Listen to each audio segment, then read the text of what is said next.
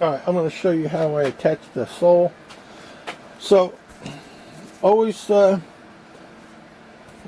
can see it, you trace the shoe around on there, cut it out, and always leave a little extra, and always go. So now that the glue has got a nice tackiness to it. So what you want to do, you can either set the heel or the toe first, whatever you prefer, and just get it in the lines. And just roll it on like that. So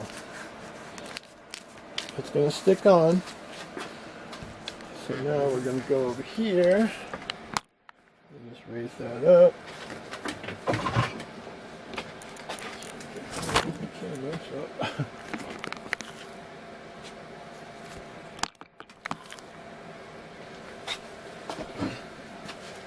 Now we're going to just put it on the jack.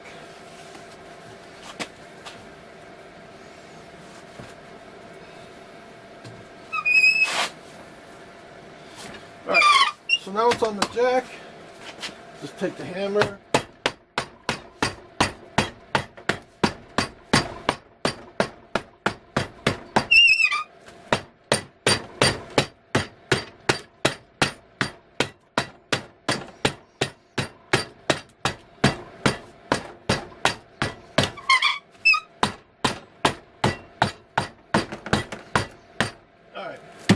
So once that's done, don't worry about it distorting, or because we're just going to grind all this to add the next layer. So that's pretty much on there.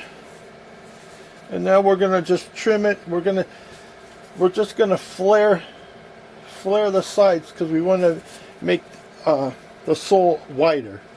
The whole reason why we're doing this is so you have a wider footprint in the sand. What makes it easier to walk because you don't sink in as much. So anyways, this is the first step, and now I'm going to put two little tiny nuts and bolts in here. I'm going to countersink it. I'll show you the process, but we're going to grind all this, clean this all up so the next layer can attach to it. Alright, so we'll just move to the next step.